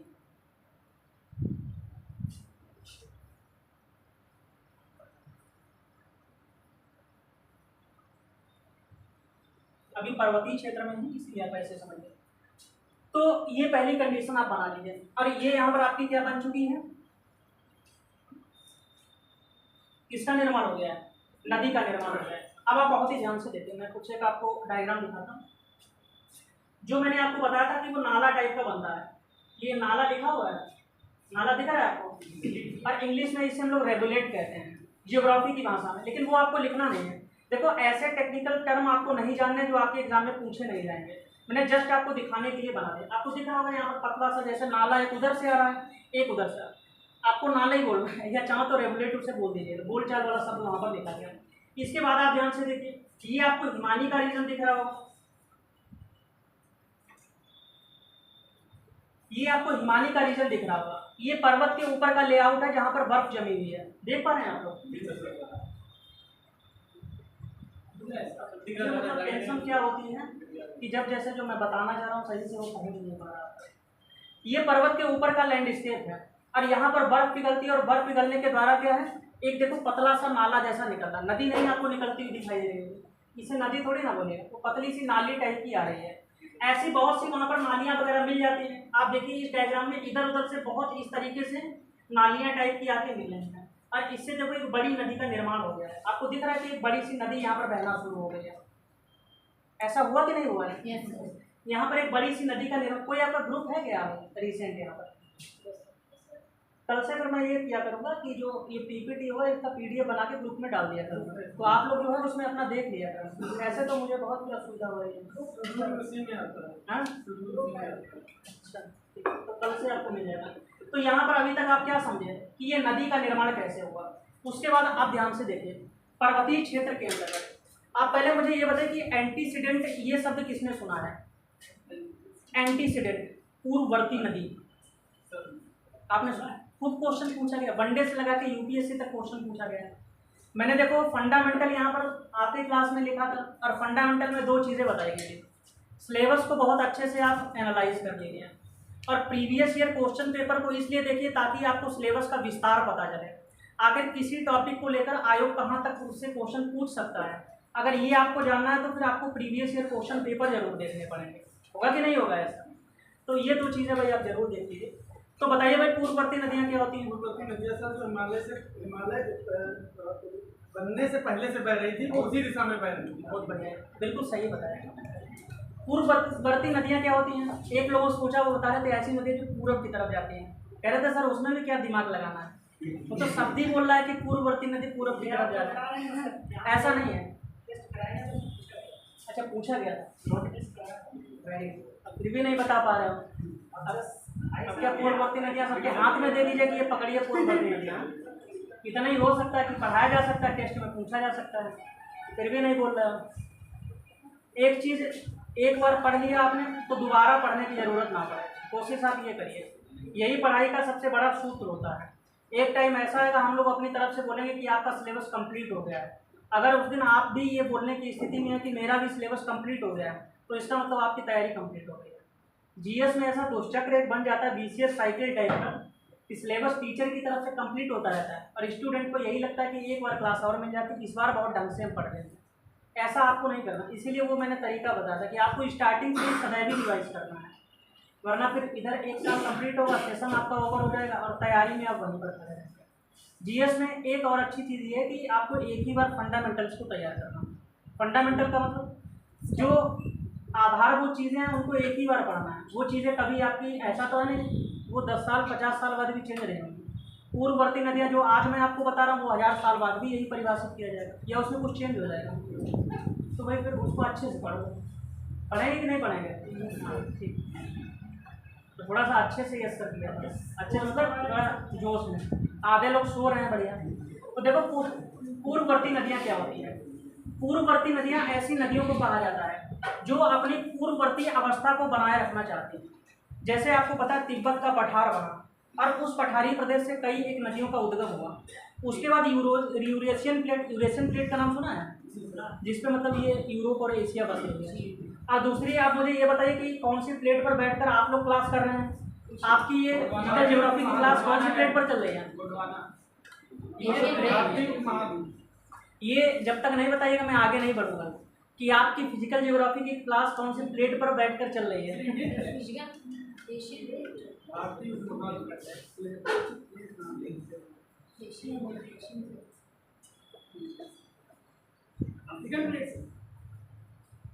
अभी करें जीवन में एक बार मैप तो देख लिया होता क्लास में आने से पहले। हाँ कहाँ अफ्रीकन प्लेट और कहाँ एशियन प्लेट? वो तो आपने पहले बताया यूरेशियन हो गई, यूरोप एशिया दोनों की प्लेटें शामिल। आप ही तो बोल रहे हैं, वरना फिर उसे यूरेशिया बोले क्यों नहीं? यूरो एशिया दो शब्द उसमें है ना, वो एक ही। किसने बताया? वेरी गुड, बहुत बढ़िया। इंडो ऑस्ट्रेलियन प्लेट है। अपनी प्लेट का नाम क्या है? इंडो ऑस्ट्रेलियन प्लेट है। अच्छा मैप लगा हुआ, मैंने ध्यान नहीं दिया। अमेरिकन अर्थ साइंस के अनुसार पृथ्वी की परत, ये इस पे मार्कर किसने चला दिया? ये तो भाई बहुत गंदी है, इसमें दोबारा भी पढ़ाना है, ये भी ध्यान रखना है। कोई बात नहीं। अपना जो ये आपको इंडिया दिख रहा है और ये जो ऑस्ट्रेलिया दिख रहा है, ये एक कॉमन प्लेट है। ये एक क्या है? Common plate. और इस कॉमन प्लेट को ही हम लोग इंडो ऑस्ट्रेलियन प्लेट कहते हैं। और जो ऊपर वाली आपको पूरी प्लेट दिख रही है, इसे क्या कहा जाता है? इसे यूरेशियन प्लेट कहा जाता है। इधर से इंडो ऑस्ट्रेलियन प्लेट गई और इधर से आपकी कौन सी प्लेट आई? Eurasian plate. इन दोनों की आपस में टक्कर हुई, तब यहाँ पर सबसे पहले किसका निर्माण हुआ? तिब्बत का पठार का जो क्षेत्र। उसके बाद आपको पता है ट्रांस हिमालय का निर्माण हुआ, और ट्रांस हिमालय में 2 रेंजेस का विकास हुआ है। कौन कौन सी? उसका किसका? काराकोरम और लद्दाख का विकास हुआ। फिर उसके बाद ग्रेट हिमालय का विकास हुआ, ग्रेट हिमालय के बाद मिडल हिमालय, और फिर उसके बाद शिवालिक हिमालय का विकास हुआ। ऐसे तो क्रम में हुआ। यानी सबसे पहले यहाँ पर तिब्बत के पठार का क्षेत्र डेवलप हुआ, और उस पठारी क्षेत्र के विकसित होने के बाद वहाँ से कई नदियों का उद्गम हुआ। मुख्य रूप से 3 नदियों का उद्गम यहाँ से हुआ जो भारत में आती हैं। वैसे तो आपको पता है चीन की भी प्रमुख नदियों का उद्गम भी इसी क्षेत्र से हुआ कि नहीं हुआ? तो भारत में आने वाली 3 नदियाँ कौन कौन से यहाँ से निकली हैं? सिंधु नदी है, गंगा नदी है और ब्रह्मपुत्र नदी। तीनों का उद्गम लगभग आसपास के क्षेत्रों से ही होता है। आपको आइडिया होगा, है कि नहीं आइडिया? अब पहले ये नदियाँ बनी, और नदियों के बाद आपको पता है इनके रास्ते में हिमालय का उत्थान शुरू हुआ। उत्थान का मतलब हिमालय जो था ऊपर की तरफ उठना स्टार्ट हुआ। इन नदियों ने क्या किया? अपनी पूर्ववर्ती अवस्था को बनाए रखना जारी रखा। जैसे हिमालय का कोई भाग इनके रास्ते में आता था, उस भाग को ये काट कर अलग कर देती थी, और धीरे धीरे इन्होंने यहाँ पर एक घाटी का निर्माण कर दिया। और ऐसी नदियों को ही यहाँ पर हम लोग क्या कहेंगे? पूर्ववर्ती नदियाँ। यानी जो बहाव की दिशा उनकी पहली थी वही आज भी थी। उनके रास्ते में कोई भी स्थलाकृति आई, उसे काट कर उन्होंने अपने पूर्ववर्ती मार्ग को ही बनाए रखा। ये नदी क्या हो गई? पूर्ववर्ती नदी। नदी के द्वारा हाँ सर, जो अपना रास्ता चेंज कर रही है उनका वो अब आप बताइए मुझे क्या होता है। ठीक है, तो मैं आपको क्या बता रहा था? इसी तरीके की एक नदी यहाँ पर है। अभी जो मैं आपको बता रहा हूँ ये पूर्ववर्ती नदियों के संदर्भ में होगा। ध्यान से देखिए। अब आप समझिए इस नदी के मार्ग में कोई स्थलीय भाग या कोई पर्वत या कोई पठार डेवलप हो रहा था। इसने क्या किया? उसको यहाँ पर काट दिया, और काटने के बाद अब देखो 3D तो मैं यहाँ पर नहीं बना सकता, इसमें हो सकता है दिया गया हो। इसे ध्यान से देखिए, नदी ने देखो घाटी को काट दिया, आपको दिख रहा है? पर्वत को काट के अपने मार्ग में बहती हुई चली जा रही है। मैं यहाँ पे इस तरीके से बना सकता हूँ 2D डायग्राम। यहाँ पर इस तरीके से एक खड्ड का निर्माण किया। इसे हिंदी में कई बार महाखड्ड कहते हैं, और इंग्लिश में इसके लिए एक शब्द का निर्माण आता है जिसे हम लोग क्या कहते हैं बताइए? गॉर्ज कहते हैं। इसे क्या कहते हैं? गॉर्ज कहते हैं। ये मैंने यू टाइप का बना दिया था। अगर यू शेप वैली आपकी बन जाती है तो यू शेप वैली का निर्माण हिमानी के अपरदन से होता है। यू शेप वैली का निर्माण कैसे होता है? हिमानी के अपरदन से। और हम लोग अभी क्या पढ़ रहे हैं? नदी के अपरदन से कौन कौन सी स्थलाकृतियों का निर्माण होगा? तो यहाँ पर गार्ज का निर्माण होगा। गार्ज दिखने में कैसी आपको दिखाई देती है? वी शेप की, इसीलिए इसे हम लोग क्या कहते हैं? वी शेप वैली के नाम से जाना जाता है। वी शेप वैली यानी बोलचाल में जैसे हम लोग वी शेप वैली कहेंगे, उसी का जियोग्राफिकल इक्विवेलेंट आपको क्या देखने को मिलेगा? क्या हो जाएगा? गॉर्ज हो जाएगा। बिल्कुल सही।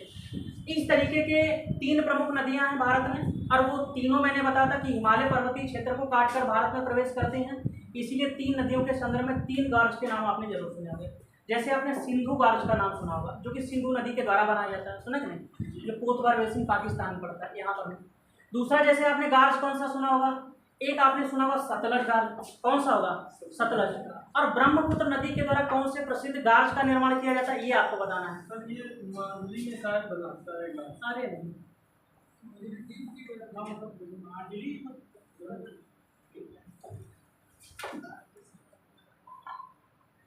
कौन सा होगा? 2 तो इजी वाले मैंने फिर बता दिया, क्योंकि नदी के नाम पर। उसका नाम है यारलुंग जांगपो। 3 प्रमुख गार्ज कौन कौन से बताए गए? बताइए जरा। इंडस गार्ज एक आपका हो जाएगा। दूसरा कौन सा हो जाएगा? दूसरा कौन सा हो जाएगा?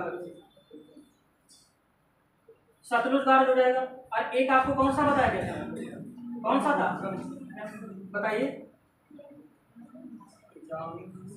यारलुंग जांगपो।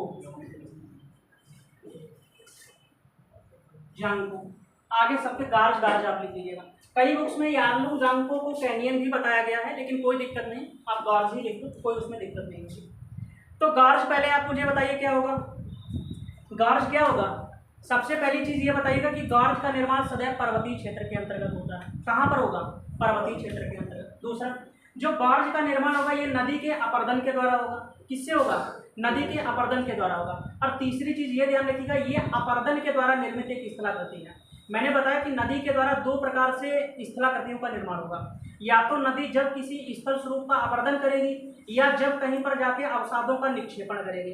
तो ये निक्षेपण के माध्यम से बना है या अपर्दन के माध्यम से? किसके माध्यम से बना है? अरे किसके माध्यम से बना है बताइए? अपर्दन के माध्यम से बना है, बिल्कुल सही। पर पर्वतीय क्षेत्रों में बना है। अब ध्यान से देखिए, ये जो गार्ज यहाँ पर बना हुआ है, अगर यहाँ पर नदी के अपर्दन की प्रक्रिया नहीं रुकती है और ये प्रक्रिया लगातार जारी रहती है तो ये घाटी लगातार और ज़्यादा गहरी होती चली जाएगी। होगी कि नहीं होगी? आप ही मुझे बताइए। और ये गहरी कितनी हो सकती है? तो ये बहुत ही ज़्यादा गहरी हो सकती है। आप समझिए मैंने इतनी गहरी कर दी, क्योंकि बोर्ड में इतनी गहरी की जा सकती है, मैंने इतनी ज़्यादा गहरी कर दी। जो पहले आपको बी शेप वैली दिखाई दे रही थी, अब आपको दिखने में कैसी दिखाई दे रही है?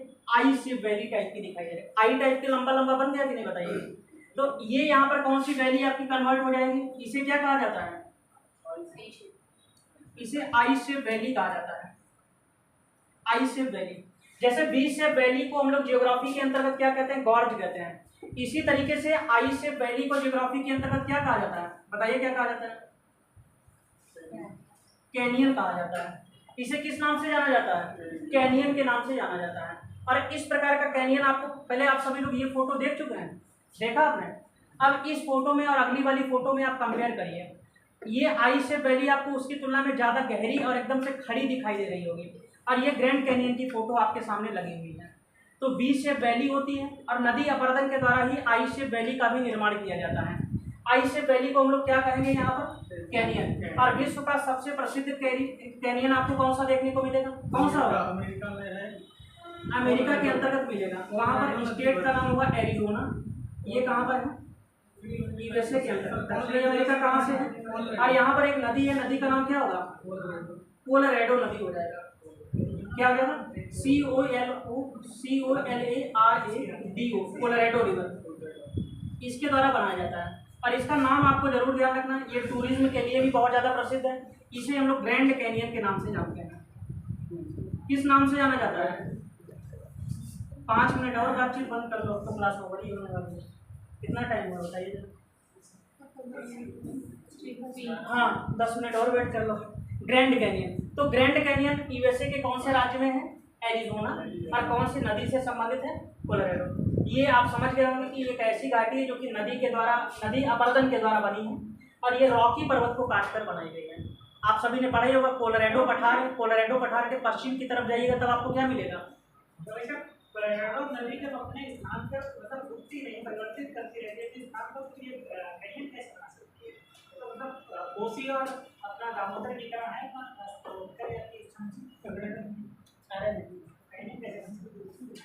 देखो ध्यान से यहाँ पर,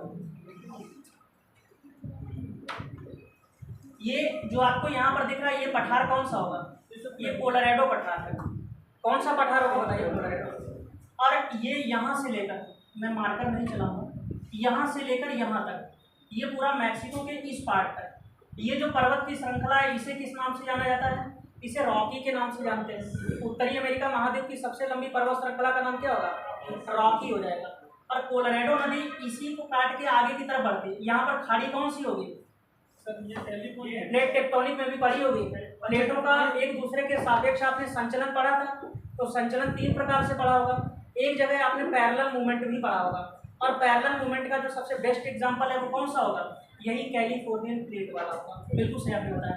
इसी खाड़ी के अंतर्गत यहाँ पर ये नदी जाकर समाप्त हो जाती है। रॉकी के बारे में थोड़ा एक दो चीज़ और बताता हूँ। रॉकी का विस्तार कहाँ से है?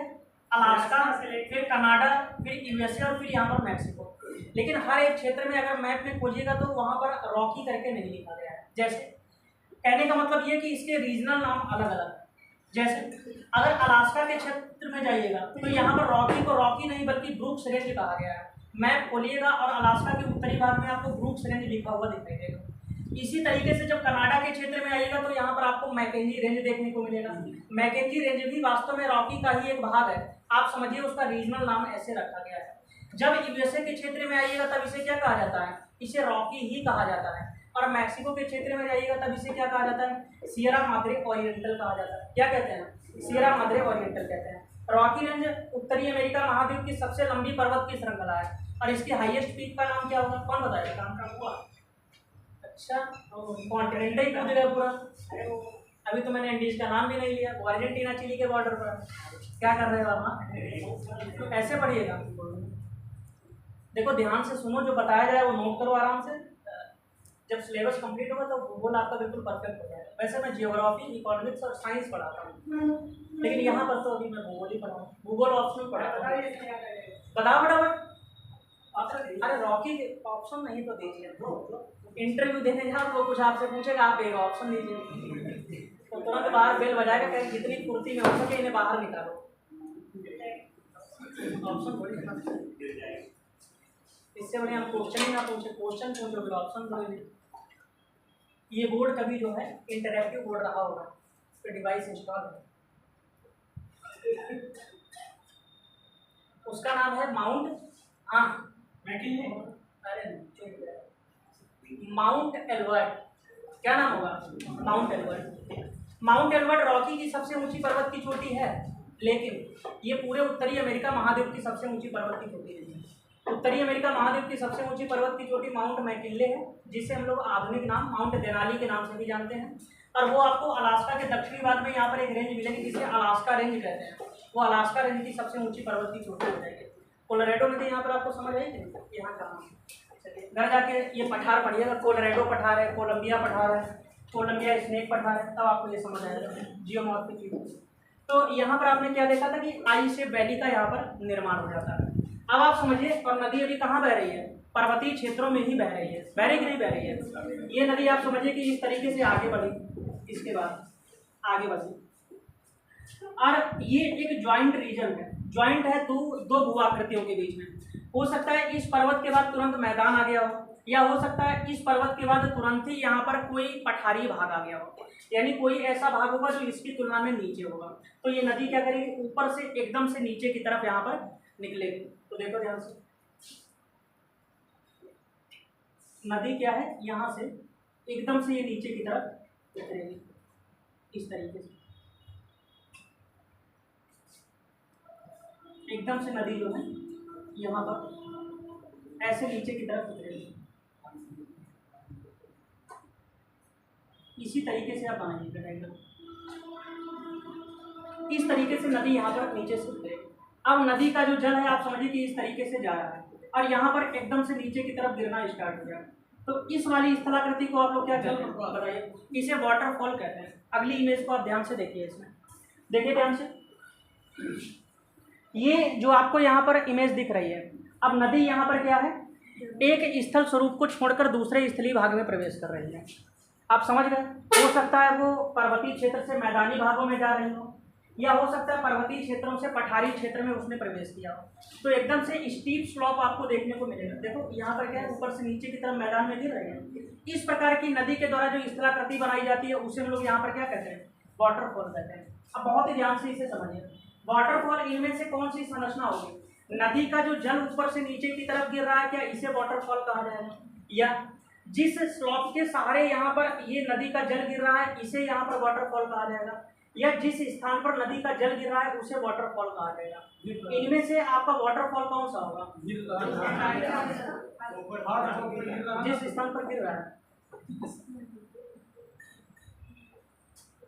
ध्यान कहाँ है, ये बताओ आप कौन सा टॉपिक पढ़ रहे हो कि नदी के अपर्दन के द्वारा कौन कौन सी स्थलाकृतियों का निर्माण होता है, कौन कौन सी स्थलाकृतियों का निर्माण होता है। गार्ज और कैनियन आपने देख लिया। अब तीसरा आपने क्या लिखा है, वाटरफॉल।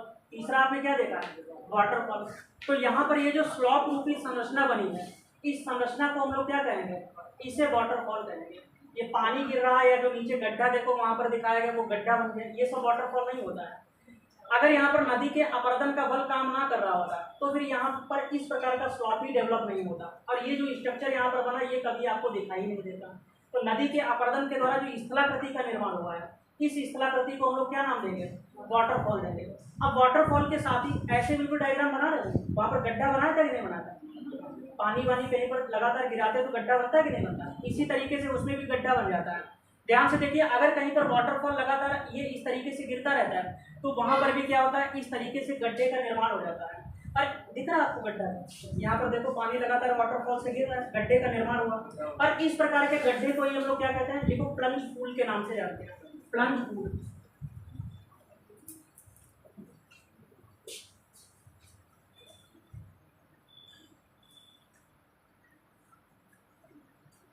प्लंज पूल के नाम से जाना जाता है इसे, प्लंज पूल। तो अभी तक आप मुझे ये बताइए कि जो नदी के अपरदन से निर्मित स्थलाकृतियां होती हैं वो कौन कौन सी आपने पढ़ी हैं, कौन कौन सी पढ़ी हैं? सबसे पहले आपकी कौन सी होगी बताइए? वी शेप नहीं बोलना है आपको, गौर नहीं बोलना। वी शेप वो मतलब भूगोल में ऐसी टर्मिनोलॉजी नहीं है। दूसरा आपका क्या मिलेगा? कैनियन मिलेगा। तीसरा आपको यहाँ पर क्या मिलेगा? वाटरफॉल। चौथा आपको क्या मिलेगा? Plunge pool. अगला आप ध्यान से इधर डायग्राम पर आपको फोकस करिए, देखो ध्यान से। प्लंज पूल के बाद अगला शब्द यहाँ पर होता है, इसे हम लोग कहते हैं कैटरैक्ट। पहले ये बताइए कि कैस्केड का नाम किसने सुना है? किसी ने इकोनॉमिक्स को पढ़ा है क्या? इकोनॉमिक्स में पढ़ा है क्या? और उसमें मैं आपको कौन सा टॉपिक बताऊं? जीएसटी के बारे में किसने पढ़ा है? पढ़ा है नहीं? और जीएसटी लाने का मुख्य गुण हम लोगों को क्या प्राप्त हुआ है? मुख्य गुण क्या प्राप्त हुआ है कि जो कर पर कर लगने की प्रथा थी वो अब समाप्त हो गई है। हर प्रकार के कर को समाप्त करके एक ही कर की व्यवस्था को लागू किया। पहले क्या होता था, किसी वस्तु के मूल्य में एक कर लगाया गया, अब वस्तु के मूल्य के साथ कर भी आ गया। अब अगला कर जो लगेगा वो वस्तु के मूल्य और उस कर को एक साथ शामिल करते हुए उस पर लगाया जाएगा। इस प्रकार के इफेक्ट को इकोनॉमिक्स के अंतर्गत हम लोग कैस्केड इफेक्ट कहते हैं। कैस्केड इफेक्ट आप समझिए कि क्या होता है, एक तरीके से ऐसे जीना टाइप का बनता चला जाता है। नीचे वाला लेवल अगले वाले लेवल को सपोर्ट करता है। उसको अगर रिवर्स कर दीजिएगा तब आपको क्या प्राप्त होता है? ध्यान से देखिए क्या लिखा हुआ है, कैटरैक्ट प्राप्त होता है। कैटरैक्ट क्या होता है? आपको ये भी एक प्रकार का वाटरफॉल ही लगा होगा, लेकिन यहाँ पर जल आप देखिए डायरेक्टली नहीं गिर रहा है, बल्कि जीना टाइप की यहाँ पर संरचना बनी, सीढ़ी टाइप की आपको संरचना दिख रही है। इस प्रकार से जल यहाँ पर नीचे की ओर आता है। इसका मतलब आप ये भी समझ गए होंगे कि वाटरफॉल की तुलना में कैटरैक्ट में जब कभी जल नीचे की तरफ आएगा तो उसकी गति पहले की तुलना में क्या होगा? कम हो जाएगी। इसका मतलब ये आसपास की चट्टानों पर इरोजन के प्रभाव को भी कम मात्रा में पैदा करेगा। तो अगली स्थलाकृति आपको यहाँ पर कौन सी मिलेगी बताइए? कौन सी मिलेगी? कौन सी मिलेगी? कैटरैक्ट आपको यहाँ पर देखने को मिलेगी। इसे क्या कहा जाता है? कैटरैक्ट के नाम से जाना जाता है। अब जल जो है इसके ऊपर यहाँ पर बहना शुरू हो जाएगा।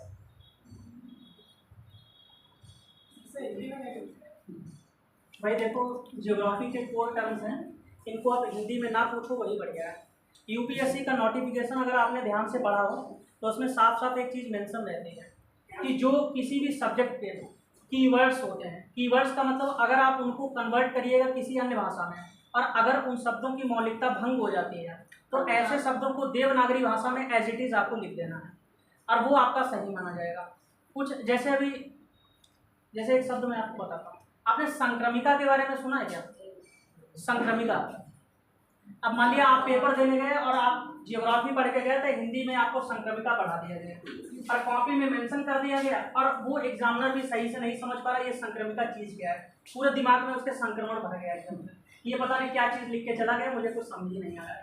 और दूसरी तरफ अगर आपने इसके स्थान पर इकोटोन शब्द लिख दिया होता, अब इकोटोन शब्द कई लोगों ने सुना होगा, सुना है कि नहीं सुना है? अरे एनवायरमेंट इकोलॉजी में इकोटोन शब्द नहीं सुना है। दो पारिस्थितिकीय प्रदेशों के बीच में जो संक्रमणशील क्षेत्र होता है उसे क्या कहते हैं? इकोटोन ही तो होता है, वही तो इकोटोन होता है। बिल्कुल सही आपने बताया। तो इस अनुवाद तो आना चाहिए, मतलब पेपर तो अलग की बात है ना भाई, अनुवाद आप देख लेना डिक्शनरी में, मुझे तो नहीं आता, अब उसमें मैं क्या ही कर सकता हूँ क्योंकि मैंने जो कीवर्ड्स हैं वो उसी हिसाब से पढ़े। जैसे गॉर्ज का हिंदी में पूछे मुझे नहीं पता क्या है, मैं गॉर्जी बोल देता हूँ, काम चल जाता है। पेपर दोनों लैंग्वेज में प्रिंट होता है। और दूसरा ये कि इस चीज़ का कभी भी इंटरव्यू में भी आपका 1 नंबर नहीं कटेगा कि आपने प्लंज टू प्लंज क्यों बोल दिया, वो और प्रसन्न ही आपसे हो जाएगा। आप समझ रहे हो? इनका कोई नहीं। जो कीवर्ड जैसे कैनियन है, मुझे इसका हिंदी में नहीं पता कि इसको हिंदी में क्या, कुछ ना कुछ तो कहा ही जाता होगा। हाँ, आपको क्या लग रहा है? गंगा नदी नहीं है तो आज जरा एक सर्च ये करेगा कि गंगा नदी ने कब अपना मार्ग बदला, ये जब से बनी है वैसे ही चलती रही। जिससे नदी जब अपना लेवल डाउन अप डाउन करती है ना, तो ऐसे रेप्लिका वेदिका से बोलते हैं, तो उसी टाइप में तो नहीं इसलिए नहीं वो अभी आगे आए, वेदिका अलग किसी होती है, वो चीज़ नहीं। तो यहाँ पर ये आप समझ गए, यहाँ पर क्या है कि नदी कैसे चल रही है, कैसे चल रही है, सीढ़ी नुमा आकृति से नीचे की तरफ उतर रही है। और इस वाली आकृति को यहाँ पर हम लोग क्या कहेंगे, कैटरैक्ट कहते हैं, कैटरैक्ट। आपने नोट कर लिया था। दूसरी यहाँ पर आकृति को बहुत ही ध्यान से देखिए, दूसरी आकृति को आप ध्यान से देखिए, कैटरैक्ट में लिख के दे रहा हूँ।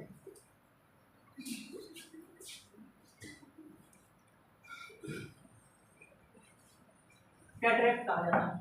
दूसरी आकृति को आप बहुत ही ध्यान से देखिए, यहाँ पर आपको दिख रहा है, इस बार भी आपको कुछ कुछ वाटरफॉल जैसा भी दिख रहा होगा और कुछ कुछ आपको कैटरैक्ट जैसी फीलिंग भी आ रही होगी, क्योंकि जल देखो यहाँ पर भी ऊपर से नीचे की तरफ ही आ रहा है।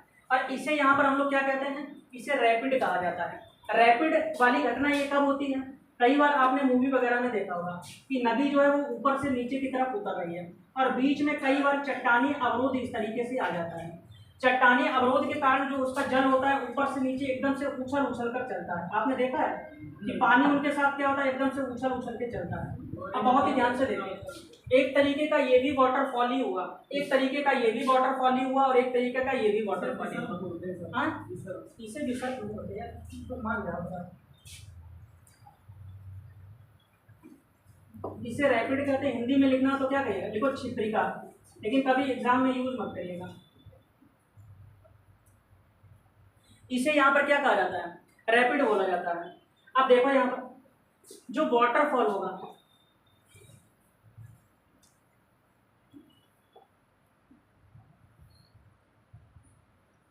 वाटरफॉल जो आपका वाटरफॉल होगा वहां पर भी क्या है, जल ऊपर से नीचे की तरफ आ रहा है।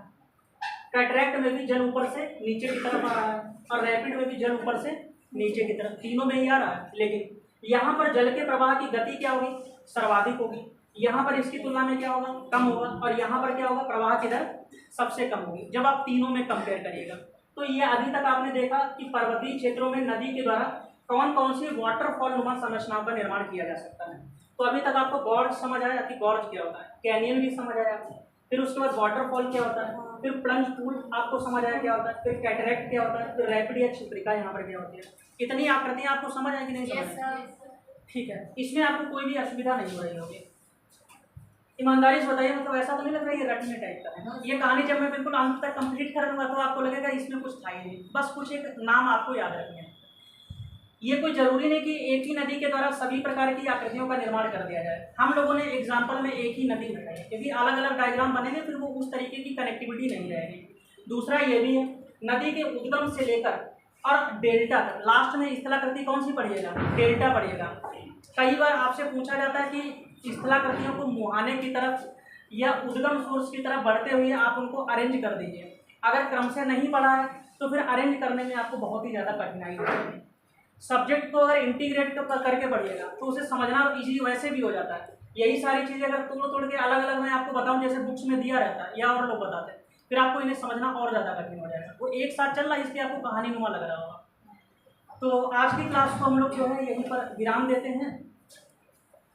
अगली क्लास में हम लोग इस टॉपिक को कंप्लीट करेंगे, ठीक है। किसी भी प्रकार का संदेह वगैरह हो तो फिर आप जो है वो आराम से बता सकते हैं।